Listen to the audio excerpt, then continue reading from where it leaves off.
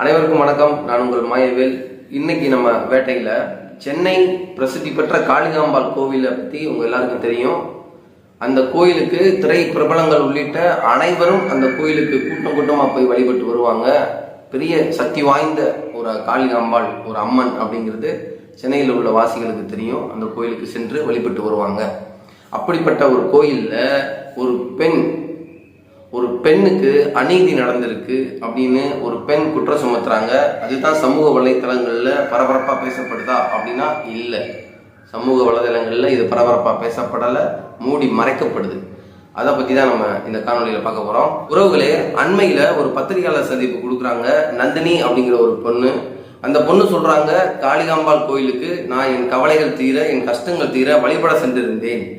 அங்கு கார்த்திக் முனியசாமி அப்படிங்கிற ஒரு அர்ச்சகர் என்னை அன்பாக பேசி காளிகாம்பாள் அவர்களுடைய அருகில் கூட்டு போய் அர்ச்சனை செய்வதாக சொல்லி என்னுடைய ராசி, நட்சத்திரம், என்னுடைய முழு விவரங்களையும் விசாரித்து கொண்டு அவர் அன்பாக பேசி பழகினார். நான் ஒரு கடவுளின் திரு சேவையில் இருப்பவர்களோடு நாமும் அன்பாக இருக்க வேண்டும் என்று அன்போடு பழகினேன்.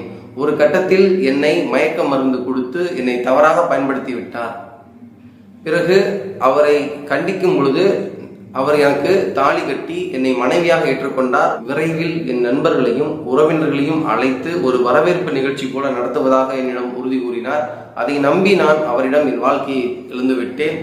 பிறகு ஒரு கட்டத்தில் அவர் வேறு ஒரு சில விஐபிகளை அழைத்து வந்து அவர்களோடும் என்னை இருக்க கட்டாயப்படுத்தி அடித்து துன்புறுத்தினார். ஆனால் நான் அதற்கு சம்மதிக்கவில்லை.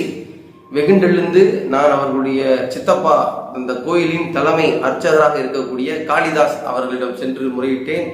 அந்த காளிதாஸ் அவர்கள், என்னம்மா செய்யறது, அவன் போற இடத்துல எல்லாம் இப்படித்தான் சேட்டை பண்ணிட்டு திடுறான், நீ வேணும்னா காசை வாங்கிட்டு விலைக்குமா, பிரச்சனை பண்ணாதமான்னு அவர்கள் சித்தப்பாவும் அவன் செய்கிற தவறுக்கு துணை போகிறார். பிறகு அவர் மனைவியிடம் சென்று முறையிட்ட பொழுது, அப்படித்தான், என்ன போ, விட்டு போ, காசு வேணுமா வாங்கிக்கோ அப்படின்ட்டு அந்த அவர்களுடைய மனைவியும் என்னை ஏராளமாக பேசுகிறார்கள். தொலைந்த என் வாழ்க்கைக்கு நீதி வேண்டும். அவர் என்னை போல பல பெண்களையும் ஏமாற்றி இருக்கிறார். பல பெண்களினிடம் அழைப்புக்கு வந்து என்னை மிரட்டுகிறார்கள். காசு வாங்கிக்கோ, அவங்கெல்லாம் எதிர்த்தானே இல்லாம போயிடுவ அப்படின்னு அந்த பெண் பத்திரிகையாளர் சந்திப்புல சொல்றாங்க. ஒரு முறை கருக்கலைப்பு செய்ததாகவும் அவங்க சொல்றாங்க. இது அப்படியே காவல்துறையிடம் அந்த பெண் எஃப்ஐஆர் ஆக கொடுத்ததாக சொல்றாங்க. அந்த எஃப்ஐஆர் பெறப்பட்டு 10 நாட்கள் ஆகியும் இன்னும் அந்த குற்றவாளிகள் மீது நடவடிக்கை எடுக்கவில்லை. அந்த பெண் உறுதியாக சொல்கிறார்கள், நீங்கள் அவர்கள் சித்தப்பா காளிதாஸ் அவர்களை கைது செய்தால் கார்த்திக் முனிசாமியும் கைது செய்து விடலாம். அவர்களை கைது செய்து விசாரியுங்கள், விசாரித்தால்தான் எனக்கான நீதி கிடைக்கும் அப்படி என்று அந்த பெண் முறையிடுகிறாள். ஆனால் 10 நாட்கள் ஆகியும் காவல்துறை இன்னும் நடவடிக்கை எடுக்கவில்லை. அதற்கு என்ன காரணம் என்று பத்திரிகையாளர்கள் கேட்கும் பொழுது அந்த பெண் கூறுகிறார், இந்த கோயில் இந்து அறநிலைத்துறைக்கு சம்பந்தப்பட்டது, அதனால் இந்து அறநிலைத்துறை அமைச்சர் சேகர் பாபு உடைய அழுத்தமும் இந்த வழக்கில் இருக்கலாம் என்று அந்த பெண் சந்தேகப்படுகிறார். உலகமே உற்று பார்க்கிற அளவிற்கு தமிழ்நாட்டில் திராவிட மாடல் ஆட்சியை தருகிற இந்த அரசு ஒரு பெண்ணுக்கு நடந்த அநீதியை தட்டி கேட்க 10 நாள் ஆகிறதா? 10 நாட்கள் நீங்கள் கைது செய்யாததற்கு காரணம் என்ன? விஐபிகள் அழுத்தமா? ஏன், என்ன காரணம்? கோயிலுக்குள் அர்ச்சகர்கள் வேண்டாம் என்று சொல்லவில்லை, கோயில் கொடியவர்களின் கூடாரமாக ஆகிவிடக் கூடாது என்கிறேன் அப்படின்னு வசனம் எழுதினே அவருடைய வாரிசு தானே இப்ப நாட்டை ஆள்றீங்க. ஏன் நடவடிக்கை இருக்க 10 நாள் ஆகுது? எஃப்ஐஆர் போட்டு 10 நாளாக ஒரு குற்றம் சுமற்றப்பட்டவரை நீங்கள் இன்னும் கைது செய்யல. அவர் இன்னும் கோயிலுக்குள்ள அர்ச்சனை பண்ணிட்டு தான் இருக்காரு. வர்ற பெண்களுக்கு குங்குமம் வழங்கிட்டு தான் இருக்காராம். ஒரு பாலியல் குற்றம் செய்த ஒரு அயோக்கியன், பல பெண்களை ஏமாற்றியவன், அவன் இன்னும் கோயிலுக்குள் நடமாடுகிறான் என்றால் இந்த ஆட்சி எப்படிப்பட்ட ஆட்சியாக நடக்கிறது என்பதை மக்கள் உற்று நோக்குகிறார்கள். ஒரு சாதாரணமா பசிக்காக ஒரு 500 ரூபாய் திருந்தவன் தங்கச்சி கல்யாணத்துக்காக, பொண்ணோட ஆபரேஷனுக்காக, ஏதோ ஒரு வறுமையின் சூழல்ல, ஒரு அழுத்தமான ஒரு சூழல்ல திருடியவனை தேடி தேடி அடித்து விரட்டி கைது செய்கிற இந்த காவல்துறை லாபகமா பேசி பல பெண்களை ஏமாற்றி வாழ்க்கையை சீரழித்து விட்டு, இப்ப என்ன, காசு வேணா வாங்கிக்கோ, பிரச்சனை பண்ணாத போ அப்படின்னு மெத்தனமாக சொல்லுகிற அந்த அர்ச்சகர்களை இன்னும் ஏன் கைது செய்யவில்லை? சமீபத்தில் சவுக்கு சங்கா அவர்களை விரட்டி கைது செய்கிறீர்கள். அண்ணன் ஃபெலிக்ஸ் அவர்களை டெல்லியில் போய் கைது செய்தீர்கள். வெறும் பேசியதற்காக அவர்களை விரட்டி விரட்டி கைது செய்து கொண்டு வந்த நீங்கள் பல பெண்களை கோவில் கர்ப்ப கிரகம் பல தமிழகத்தில் இந்துக்களின் நம்பிக்கைக்கு உரிய அந்த காளிகாம்பாள் கோயிலில் ஒருவன் வருகிற பெண்களின் மீது இப்படி தவறான செயல்களை செய்யும் பொழுது அதை ஏன் இன்னும் கண்டிக்கவில்லை? தமிழக முதலமைச்சர் இதை முதலில் கவனத்தில் எடுத்துக்கொண்டு கண்டித்து அவர்களை கைது செய்து அந்த பெண்ணுக்கு உரிய நீதியை வழங்கியிருக்கணும்ல. இது பெண்ணுக்கான நீதியை வழங்குகிற அரசா?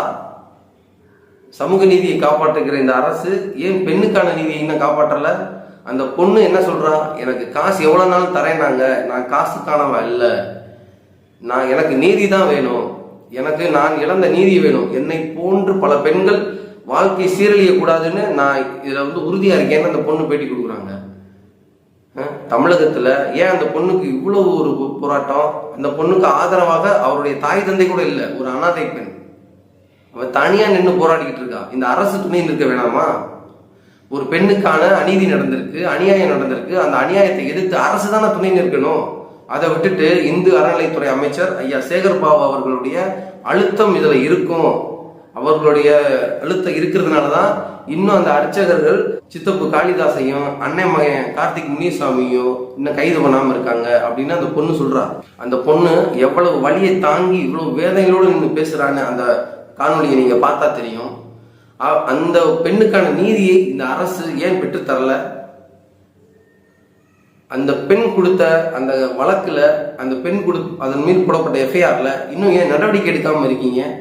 மக்கள் இதை பார்த்துக்கிட்டு தான் இருக்காங்க. மக்களுக்குள்ள ஒரு பெரிய கேள்வி எழுந்திருக்கு. ஏன் அதிகாரம் ஆளுகிற அரசு ஒரு பெண் தன் மீது தான் இழந்து விட்டதை, தான் ஏமாந்து விட்டதை ஒரு வழக்காக சொல்லி ஒரு எஃப்ஐஆர் போடப்பட்டிருக்கிறது. அந்த எஃப்ஐஆர் மீது இன்னும் காவல்துறை நடவடிக்கை எடுக்காமல் இருக்கிறார்களே என்று மக்கள் இதை கவனித்துக் கொண்டிருக்கிறார்கள். நீங்கள் உலகமே உற்று பார்க்கிற ஆட்சியை, அரசியலை செய்து கொண்டிருக்கிறீர்கள் என்றால் இதையும் இந்த உலகம் உற்று பார்க்கத்தானே செய்கிறது. அந்த பெண் கூறியதை ஆழ்ந்து சிந்தித்து உற்று கவனித்தால் இது பொள்ளாச்சியில் நடந்த பாலியல் குற்றத்தை விட பல மடங்கு பெரிய பாலியல் குற்றமாக இருக்கும் போல தெரிகிறது. நீங்கள் விசாரித்தால் அது தெரியும். காவல்துறை உயர் அதிகாரிகள் நீங்கள் இதில் எஃப்ஐஆர் போட்டதுக்கே உங்களை ராயல் சல்யூட் அடிக்கலாம். மாறாக இதன் மீது விடாமல் தொடர்ந்து இதன் விசாரணை நடத்தி இதில் உள்ள உண்மைத்தன்மையை வெளிக்கொண்டு வர வேண்டும். அந்த பெண்ணுக்கான நீதியை நீதிமன்றங்கள் தர வேண்டும்.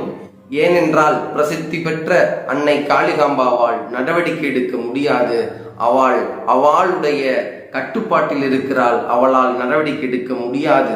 காவல்துறை இந்த வழக்கில் விரைந்து நடவடிக்கை எடுக்க வேண்டும். அப்படி இல்லை என்றால் பருத்தி வீரன் படத்தில் வருவது போல சித்தப்பூடன் சேர்ந்து கொண்டு கார்த்திக் சேட்டை செய்வது போல இந்த கோயில் கருவறைக்குள் சித்தப்பு காளிதாசும் அண்ணன் மகன் கார்த்திக் முனிசாமியும் சேட்டைகள் பல செய்வார்கள். இந்த சேட்டைகளை தடுக்க காவல்துறை கையில் சாட்டையை எடுக்க வேண்டும், வேட்டையை தொடர வேண்டும். மீண்டும் ஒரு காணொலியில் உங்களை சந்திக்கிறேன் உறவுகளே. உங்கள் கருத்துக்களை கமெண்ட்களில் பதிவிடுங்கள். நன்றி.